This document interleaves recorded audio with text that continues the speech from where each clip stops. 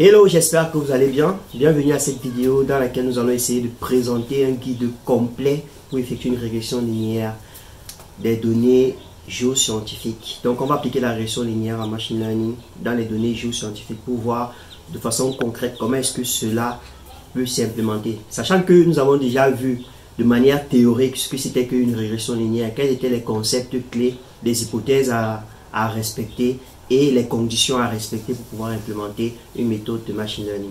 Pour ceux qui ne me connaissent pas, je suis tout simplement l'ingénieur Guerre Ambani Augustin Serge. Je suis sorti de l'école de géologie et d'exploitation minière de l'UGM en Minganga, spécialisé en géostatistique. Donc j'ai décidé cette année de lancer un challenge 100 jours d'intelligence artificielle appliquée aux géosciences. Donc, alors ici nous allons, comme je disais tantôt, parler de la régression linéaire. Nous avons déjà dit ce que c'était qu'une régression linéaire. C'est une technique statistique qui permet de modéliser la relation entre une variable dépendante et une ou plusieurs variables indépendantes. Donc à ce niveau, on parle effectivement de la régression linéaire simple et de la régression linéaire multiple. Donc dans ce guide, nous allons essayer donc d'appliquer la régression linéaire à un jeu de données géoscientifiques pour modéliser la relation entre la teneur en un certain minerai qui est la variable dépendante et plusieurs caractéristiques géologiques qui sont des variables indépendantes. Donc, les prérequis que vous devez avoir ici sont la connaissance sur la base, sur le langage Python que nous avons déjà eu à installer depuis les toutes premières vidéos dans ce challenge. Le deuxième prérequis, c'est la connaissance de base en statistique et en machine learning que nous avons déjà eu à installer ici. Et Python doit être installé dans votre base de données, dans votre machine, avec des packages NumPy, Panda, Scikit-learn, Matplotlib, etc. que nous allons essayer de voir dans ce langage, dans cette vidéo principalement. Alors ici, nous commençons déjà par l'importation des bibliothèques, donc NumPy, Python, Matplotlib, Scikit-learn avec des fonctions telles que screen test split que nous avons déjà vu, linear regression et l'évaluation des paramètres pour faire l'évaluation métrique, donc le min, le R carré et le min square. Donc par la suite, maintenant nous chargeons les données. Nous allons utiliser les données géoscientifiques qui sont entre autres la profondeur, la densité, la porosité, la teneur en un minerai en particulier. Une fois que c'est fait, je charge les données ont été générées de manière synthétique bien évidemment. Voici ma base de données déjà obtenue ici.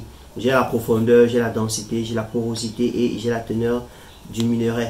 Une fois que c'est obtenu, je vais effectuer ce qu'on appelle une analyse exploratoire des données. Nous avons déjà eu à le voir ici. Donc effectuer des statistiques descriptives, visualiser les courbes du scatter plot, en fonction des différents paramètres que j'aurais choisi, en fonction des différentes variables que je prends en considération. Donc ici, je prends la profondeur et la teneur, j'essaie de visualiser.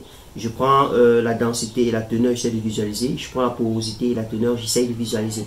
Et j'effectue une statistique descriptive de ces différents éléments pour avoir la moyenne, les quartiles, la médiane, le minimum, le maximum, les différents quartiles, premier, troisième et quatrième, premier, deuxième et troisième quartile.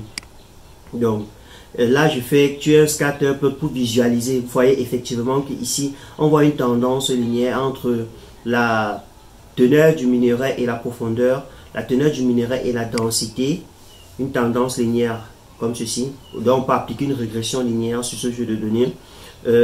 Effectivement, la linéarité était l'une des premières hypothèses ou alors l'une des premières conditions à remplir lorsque nous avons fait les hypothèses et les conditions à remplir dans la vidéo que nous avons postée hier.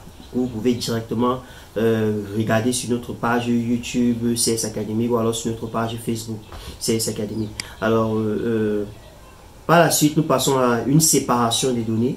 Donc, nous allons séparer les données en un ensemble d'entraînement de données test et de données validation. En données d'entraînement et de données test. Donc là, on effectue la séparation. Maintenant, on va entraîner le modèle. On entraîne le modèle sur la base d'une fonction de régression linéaire que nous avons pris dans le paquet Scikit-learn. Une fois que c'est fait, on effectue donc une prédiction de l'évaluation et une évaluation donc de notre modèle.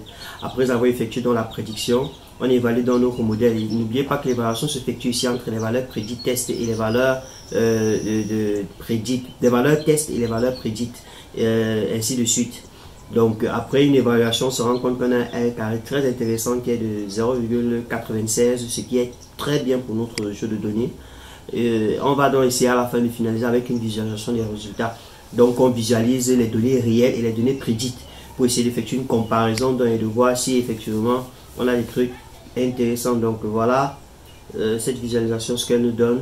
On a donc le coefficient du modèle, de la profondeur qui est de 0,014, la densité 0,14 et la porosité qui est 0,02. Donc, ce sont les éléments que nous avons donc à disposition pour pouvoir donc générer tous ces paramètres. Donc, j'espère que cette vidéo a été d'une importance capitale de votre côté et qu'elle vous a permis, vous aussi, de pouvoir être capable de quitter de 0 à 1 en matière de data science, en matière d'analyse de données appliquées aux géosciences. Dans cette vidéo, nous avons essayé de revenir de fond en comble sur la régression linéaire et de faire un guide pratique sur Python pour vous permettre, vous aussi, de pouvoir réaliser cette tâche. Donc, essayez de vous exercer de votre côté. Essayez de parfaire cette méthode-là en ajoutant pas mal, en utilisant différents types de données. Vous pouvez essayer de vous exercer de votre côté et d'obtenir effectivement les mêmes résultats que nous aussi nous avons obtenus en matière d'évaluation des performances de notre modèle de prédiction. Donc, merci de liker, de partager, de vous abonner pour pouvoir nous donner de la force, car cela nous permet, entre autres, de pouvoir proposer du contenu à d'autres personnes qui, comme vous, souhaiteraient quitter de 0 à 1 en matière de data science, en matière d'intelligence artificielle appliquée aux géosciences. Donc, on se retrouve à la prochaine vidéo. Merci, let's go.